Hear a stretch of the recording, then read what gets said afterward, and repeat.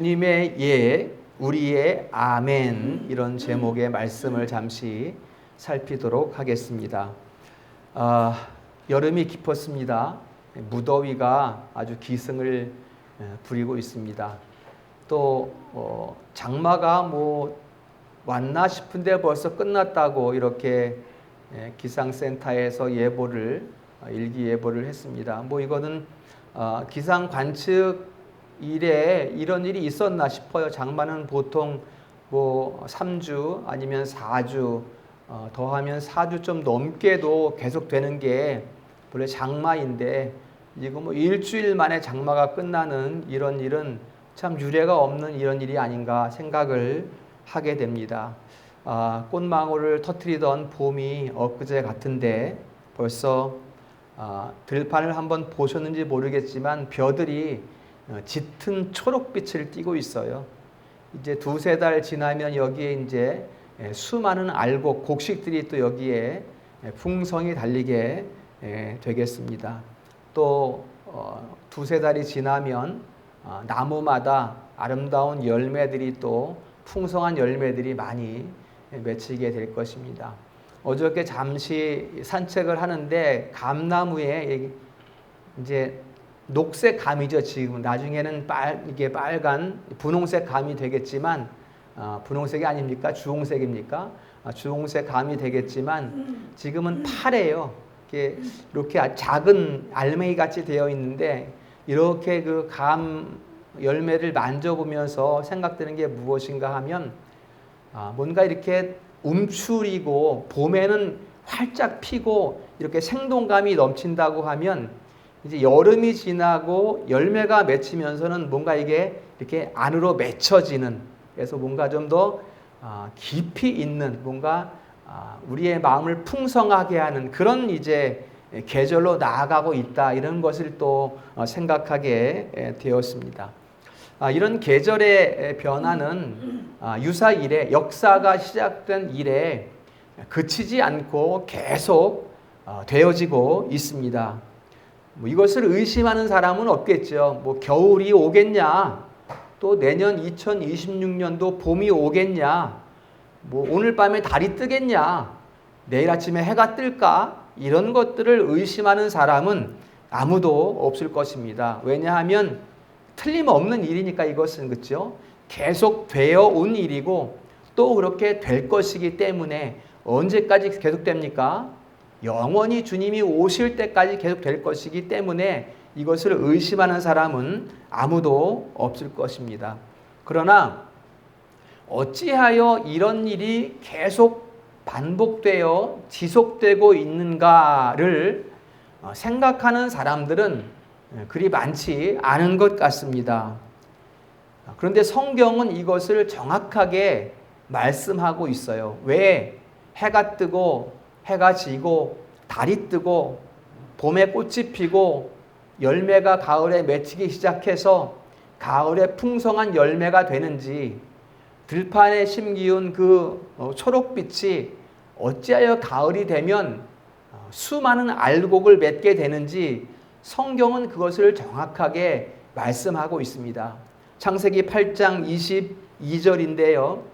하나님께서 물로, 죄악이 관영한 세상을 물로 심판하신 후에 노아와 언약을 맺으십니다. 그리고 이렇게 말씀해요. 땅이 있을 동안에는 심음과 거둠이 그치지 않고, 추위와 더위가 그치지 않고, 여름과 겨울이 그치지 않고, 낮과 밤이 쉬지 아니하리라, 이렇게 말씀을 하고 있는 것을 우리가 확인할 수가 있습니다. 그렇기 때문에 지금 천지가 운행되고 있는 것은, 밤이 되고 낮이 되고 수없이 돌아가고 있는 것은 무엇인가 하면, 하나님께서 이 언약을 지키고 계신 거예요. 그래서 이것을 자연이라고 해. 스스로 그러하다는 자연, 그렇죠?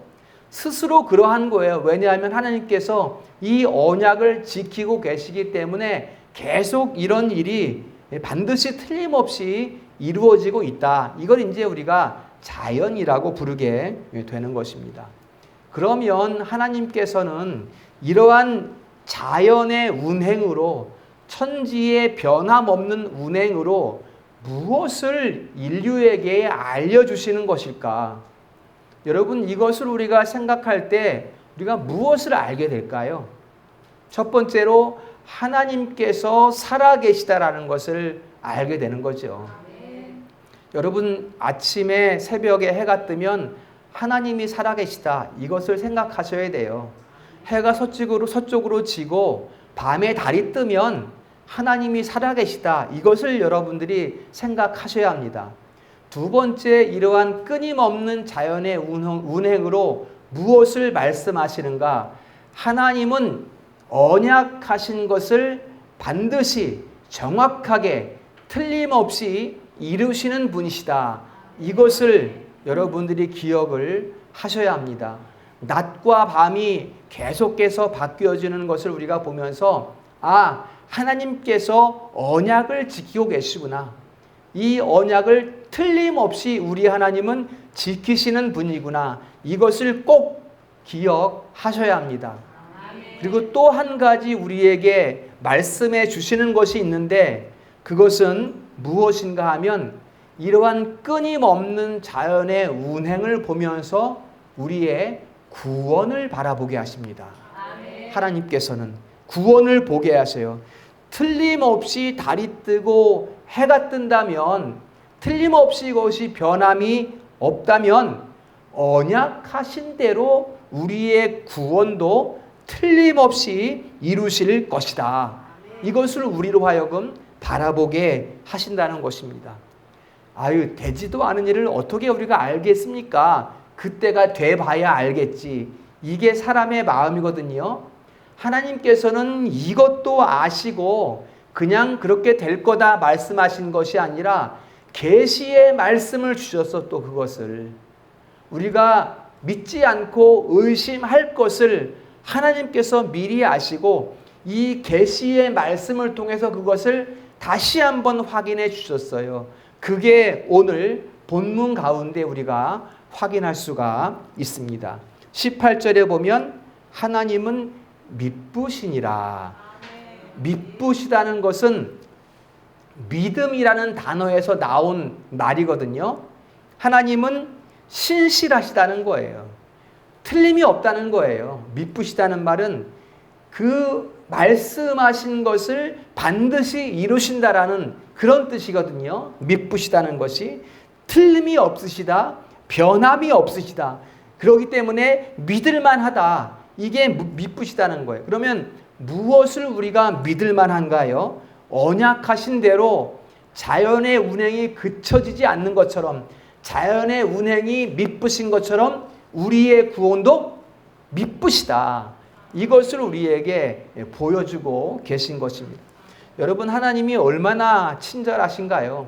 우리의 수준에 딱 맞추어서 우리가 봐도 들어도 믿지 않을 것이니 하나님께서는 말씀으로 계시해 주셔서 그 계시하신 것을 책으로 엮어서 성경을 우리에게 손에 얹어 주셨어요. 얼마나 하나님이 친절하신 분입니까, 여러분?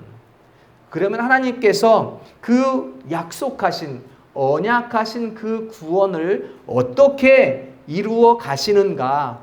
하나님께서 저 나무에 열매를 맺게 하실 때에 수분과 양분과 햇빛과 또 농부들의 수고와 땀방울들을 그 조건으로 삼으셨다면, 우리의 구원에 대해서도 한 가지 조건을 삼으셨는데, 그 조건이 무엇인가 하면 예수 그리스도의 예입니다.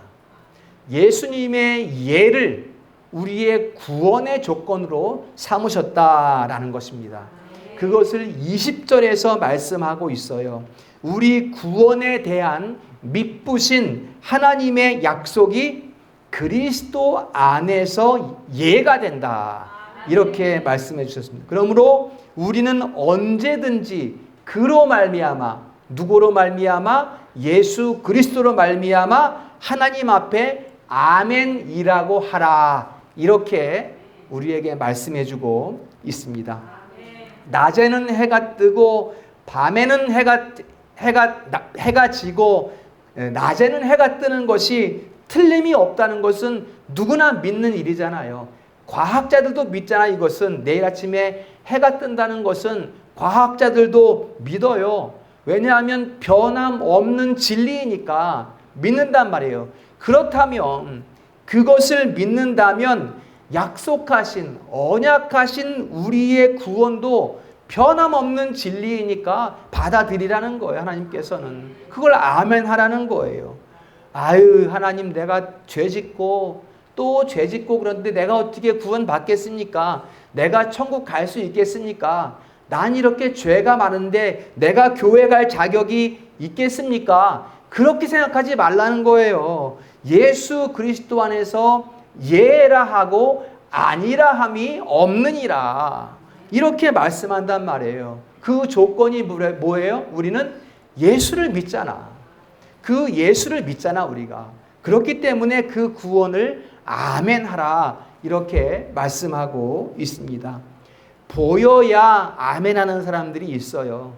또 들려야 아멘하는 사람들이 있어요.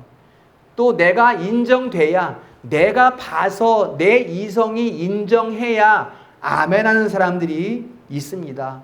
또 뭔가 나타내는 사람 앞에 가면 아멘을 잘하는 사람들이 있습니다. 우리는 무엇을 아멘해야 할까요? 내가 인정할 만해서 아멘이 아니라 보이지 않지만 확실하고 영원한 예수 그리스도의 예에 아멘하는 우리 성도들이 될 수 있기를 축원합니다. 아멘. 오늘 19절부터 20절 사이에 보면 예수님의 예가 3번이 나오고 있습니다. 19절에 보면 너희 가운데 전파된 하나님의 아들 예수 그리스도는 뭐하고? 예하고 한 번 나오고요. 그 다음에 아니라함이 되지 아니하셨으니 그에게는 뭐가 된다? 예만 되느니라. 이렇게 말씀하고 그 다음 20절에 보면 하나님의 약속은 얼마든지 그리스도 안에서 예가 되니. 이렇게 예수님의 예가 3번 나오고 있습니다. 이것을 3번 예로 이렇게 성경 말씀을 기록해 주신 것은 아무런 의미가 없는 일이 아니겠죠. 여기에서 예수님의 예는 하나님 뜻에 대한 순종을 말합니다. 그것이 3번 기록되었다는 것은 완전한 순종을 말하는 거예요. 예수님께서 하나님의 뜻에, 아버지 하나님의 뜻에 완전하게 순종했다라는 것을 우리에게 말씀해 주고 있는 부분이 되고 있습니다. 어떻게 우리 예수님께서 완전하게 하나님의 뜻에 순종하셨을까요? 나의 원대로 하옵시고 아버지의 원대로 하옵소서. 이렇게 완전하게 순종하셨어요. 상하고 찢기고 온갖 수모 당하시고 뺨을 맞으시고 침뱉음을 당하시고 물과 피를 다 쏟으시고 몸을 빻는 그 십자가의 고통 가운데에 완전한 예의 순종을 이루셨다. 이게 성경이 우리에게 말씀해주고 있는 바입니다. 예수님께서 요단강가로 세례 받으시러 내려가실 때에 세례 요한이 말합니다. 주님, 어떻게 죄 없으신 주께서 죄인의 세례를 받으시겠습니까? 그러니까 예수님께서 뭐라고 하셔요? 이와 같이 하여 모든 의를 이루는 것이 합당하니라. 이렇게 말씀하시고 요한복음 19장 30절에 다 이루었다. 십자가에서 이렇게 마지막 말씀을 하셨습니다. 그런즉 그렇게 예수 그리스도께서 모든 것을 다 이루셨은즉 그로 말미암아 우리가 아멘하여 하나님께 영광을 돌리게 되느니라. 이렇게 오늘 20절에 말씀하고 있는 것입니다. 아멘, 아멘. 아멘 뭐예요? 참으로 그러하외다. 참되십니다. 그 말씀이. 예수께서 우리의 구원을 다 이루신 것이 참되시다. 이걸 우리가 아멘이라고 고백하는 거예요. 그러니까 우리는 아멘하여 그 구원의 기쁨을 누리게 되는 것입니다. 여러분, 우리가 아멘은 그냥 하는 게 아니란 말이에요. 그냥 아멘 하라고 하니까 하는 게 아니라 그 말씀이 참되신 아이다. 그 이루심이 참되신 아이다. 이걸 우리가 아멘이라고 하는 거예요, 여러분. 아멘이 가슴에 충만하기를 축원합니다, 여러분. 많은 사람들이 열매를 먹기에 바쁜데 그 열매를 잇게 하신, 그 열매를 주신 하나님의 은혜에 대해서는 잘 기억하지 않습니다. 사람들이 구원의 그 기쁨을 누리려고는 하는데 그 구원을 주신 은혜는 기억하지 않습니다. 그러나 이제 우리는 기억해야 합니다. 그 예수 그리스도, 우리에게 주어진 모든 것이 그 예수 그리스도의 공로인 것을 기억해야 합니다. 그 예수께서 자기 자신의 몸을 들여서 그 순종하는 예를 다 이루어서 우리에게 기쁨을 주신 것을 이제는 기억해야 합니다. 그것이 은혜임을 기억해야 합니다. 그냥 주셨지 뭐, 아유 고마워요, 감사해요, 잘 살게요, 이런 누림이 아니라 그 어떻게 우리에게 그 은혜를 주셨는가를 기억해야 된단 말이에요. 그 피 흘리는 가운데, 그 수모 가운데에, 십자가의 그 극한 고통 가운데에 우리에게 이 은혜를 이루어 주셨다는 것을 우리는 이제 기억을 해야 합니다. 기억하는 성도들 되시기를 축원합니다. 여러분, 사탄은 무엇을 합니까? 우리에게서 이 기쁨을 빼앗으려고 하는 것이 사탄의 일이야, 여러분. 여러분, 이 시대에 어떻게 사탄이 우리에게서 이 기쁨을 빼앗아 가려고 합니까? 요즘 그런 뉴스 많이 나오지요. 지구가 이상하다. 이게 사탄이 하는 일이에요.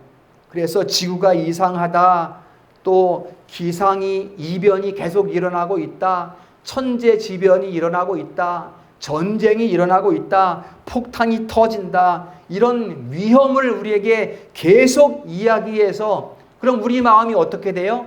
마음을 빼앗기게 되잖아요. 뉴스를 쳐다보고 있으면 그 가운데, 그 전쟁의 위험 가운데 마음이 빼앗기고, 장마가 끝난 가운데 왜 벌써 끝났어? 우리의 마음을 빼앗기게 되고, 이거 무슨 큰일 일어나는 거 아니야? 이렇게 우리의 마음을 빼앗는 것이 사탄이 하는 일이란 말이에요, 여러분.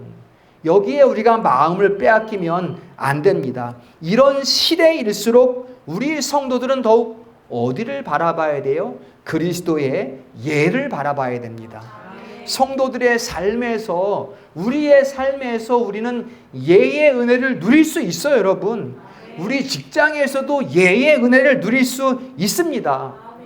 여러분, 다 이루신 예수님의 십자가가 부끄럽지 않다면, 내 마음에, 내 심령에 그 십자가가 부끄럽지 않다면 주눅 들지 말고 일하세요. 하시면 됩니다, 여러분. 우리의 일이, 우리가 그 열심으로 주님의 예를 바라보면서 충실히 그 일을 수행한다면 하나님께서 여러분의 삶에 큰 일을 이루실 줄로 믿습니다. 나사렛 예수 그리스도께서 다 이루셨다, 내 삶에 다 이루심을 역사한다, 이것을 날마다 믿음으로 고백하면서 아멘할 수 있는 성도들 될 수 있기를 소망합니다. 우리가 여기에서 또 저기에서 어떤 일을, 저런 일을, 이런 일을 우리가 어떻게 그 일을 하는가, 예수 그리스도의 예를 바라봄으로써 그 일을 우리가 수행할 수 있어야 합니다. 나는 할 수 없는 일이에요. 우리에게 있는 모든 일은 나는 할 수 없는 일이에요. 그러나 예수님의 그 공로를 의지하여 아멘 하는 것입니다. 그리고 감사의 눈물로 씨를 뿌리는 거예요. 여러분, 시편 126편에 눈물로 씨를 뿌리는다는 것은, 아이고 힘들어 죽겠는데 억지로 눈물로 씨를 뿌리면 하나님께서 열매를 맺게 하겠지, 이런 마음이 아니야, 여러분. 눈물로 씨앗을 뿌린다는 것은 그 구원의 감격에, 그 감사함으로 씨앗을 뿌리는 거예요. 마땅히 그 눈물 가운데에 하나님께서는 큰 일을 이루실 것이고 열매를 맺게 하신다는 것을 믿음으로 씨앗을 뿌리는 거예요. 우리가 비참한 생활 가운데 씨앗을 억지로 뿌리는 것이 아니라 감사와 감격 가운데 뿌려지는 그 씨앗 하나님께서는 거룩한 역사를 이루신다는 것을 우리에게 말씀해 주고 있는 것입니다. 그래서 여러분, 눈물로 씨앗을 뿌린다는 것은 자기 부인이에요. 나를 부인하는 거예요, 여러분. 눈물로 씨앗을 뿌리는 것은 나를 부인하는 것입니다. 나를 부인해야 합니다, 여러분. 세상에 번쩍번쩍하는 아주 빛나 보이는 아름다워 보이는 그런 이론들을 세상의 어떠한 것을 우리가 바라볼 것이 아니라 하나님의 말씀으로 올곧게 세워져야 합니다. 하나님께서 뭐라고 말씀합니까? 자, 높은 곳에 앉아라. 이렇게 말씀하지 않아요. 저 말석에 앉거라. 크게 바리새인들처럼 시장 어귀에서 크게 기도하라. 이렇게 말씀하지 않아요. 은밀하게 기도하라. 이렇게 말씀하셨습니다. 이런 말씀을 우리가 붙들고 겸손히 나아갈 때 하나님께서 우리를 통해, 우리 교회를 통해 큰 일을 이루실 줄로 믿습니다. 아멘. 우리 성도들 잘 사십시오. 우리 성도들 부자 되세요. 그러나 부끄럽지 않은 멋있는 부자가 되기를 소망합니다. 아멘. 여러분, 세상의 부자들은 다 마지막에 감옥에 가잖아요. 재산을 잔뜩 모아놓고 그 모은 것이 불법이 돼서 나중에 다 감옥 가잖아요. 그러나 우리 성도들은 멋있는 부자 되기를 소망합니다. 우리 자녀들은 고관 대작이 되어야 돼요. 그러나 멋있는 고관 대작이 되기를 소망합니다. 세상의 높은 자리에 올라간 사람들은 심지어 대통령부터 다 감옥에 가잖아요. 그러나 우리 성도들, 우리 자녀들은 멋있는, 하나님께서 인정하시는 그러한 고관 대작이 될 수 있기를 축복합니다. 끝까지 어떻게 우리가 멋있는 부자가 되고 멋있는 고관 대작이 될 수가 있습니까? 끝까지 세상과 타협하지 않고 그리스도의 예에만 아멘하는 삶이 되어야 한다는 것입니다. 사람들에게 예하고 아멘하는 것이 아니라 오직 예수님의 그 예에만 아멘하는 삶이 되어야 우리가 멋있는 부를 누릴 수 있고 멋있는 고관이 될 수 있다는 것을 말씀을 드립니다. 그렇게 우리가 예수님의 그 예에만 아멘하다 보면 우리가 세상에서 공격받을 수 있어요. 그냥 억울한 음해가 우리 가운데에 닥칠 수 있습니다. 그러나 여러분, 우리 성도들은 이 정도는 이길 수 있어요. 이길 수 있는 영적 능력을 가지고 있습니다. 세상의 억울한 음해, 그까짓 우리가 넉넉히 이길 수 있는 그러한 영적 능력이 우리에게 있다는 것을 기억을 하셔야 됩니다. 그렇기 때문에 그러한 억울한 음해 가운데에 짓눌려서 주저앉지 말라는 거예요. 좌절하고 주저앉아 있지 말라는 것입니다. 예수님의 십자가로 다 이길 수 있으니까, 예수님의 예로 다 이길 수 있으니까 이긴단 말이에요, 여러분. 예수님께서 다 값을 치르셨기 때문에 그 4대 악인들에게 이미 예수님께서 다 심판을 받았잖아요. 안나스, 가야바, 헤롯, 빌라도 그 악 덩어리들한테 우리 주님께서 이미 다 공격당하고 저 유대인들에게 다 음해당하고 심판을 다 받으셨어요. 그 의를 다 우리에게 주셨기 때문에 우리는 주저앉고 우리는 포기하고 낭망하고 그럴 필요가 없다는 것을 말씀해 주는 거예요. 그렇게 우리를 세상이 공격할 때 어디를 바라보라고요? 예수님을 바라보라고. 십자가에 달리신 예수님을 바라보면 됩니다. 여러분, 그가 찔림이 우리의 허물을 위함이요. 여러분, 내 허물이 부끄럽거든 예수님의 찔림을 생각하십시오. 그가 상함은 우리의 죄악 때문이라. 내 죄악이 부끄럽거든 예수님의 상하심을 기억하시면 됩니다. 그가 징계받음으로 우리가 화평을 누리고 그가 채찍에 맞음으로 우리가 나음을 얻고. 여러분, 마음에 화평이 없습니까? 평안이 없습니까? 육체의 질병으로 고통당하십니까? 예수님의 그 십자가를 바라보십시오. 나사렛 예수 그리스도의 그 이름으로 십자가의 그 능력으로 치유함을 입을 줄로 믿습니다. 그 십자가를 바라보시면 됩니다. 우리에게 아무것도 없어서 슬프십니까? 예수님의 부요함을 바라보십시오. 그 예수님의 부요가 우리의 부요가 될 줄로 믿습니다. 하나님의 약속이 예가 되신 예수 그리스도를 우리가 아멘 할 때 우리 교회에도 평화가 찾아올 줄로 믿습니다. 우리 교회가 이런 교회 되기를 소망합니다. 그때 신앙생활, 성도의 삶의 즐거움이 있습니다.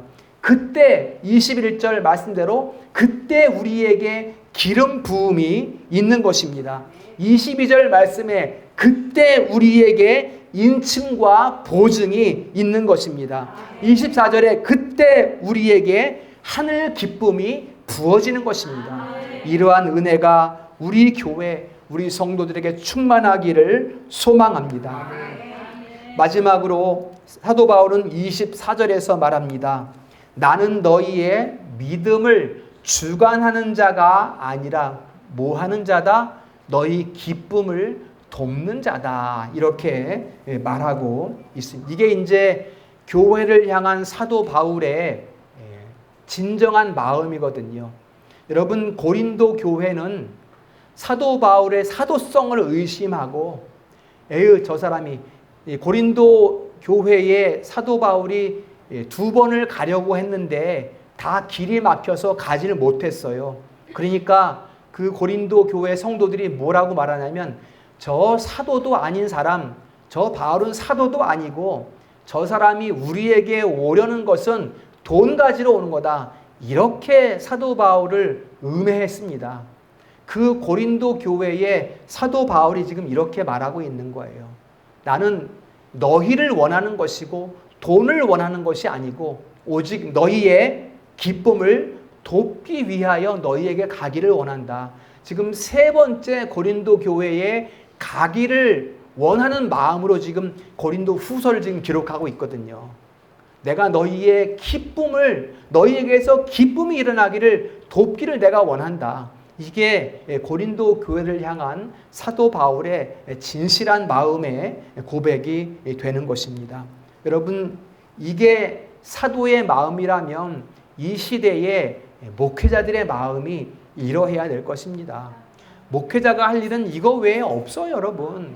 교회에 속한 하나님께서 맡겨주신 그 성도들에게 예수 그리스도의 예에 아멘함으로 그 영적 부유함을 누리게 하는, 기쁨을 누리게 하는 것, 그게 목회자의 일이지, 그것을 돕는 것이 목회자의 일인 것입니다. 부족한 종도 이것을 힘쓰고 있습니다, 여러분.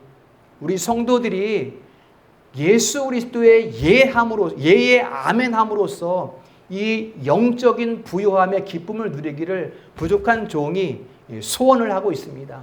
그것을 행하고 있는 것이 저의 사역이고 우리 성도들도 이 사역에 함께 동참할 수 있기를 축원합니다. 말씀을 마치겠습니다.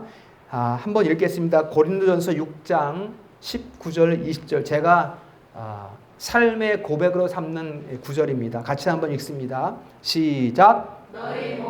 너희가 하나님께로부터 받은 바 너희 가운데 계신 성령의 전인 줄을 알지 못하느냐.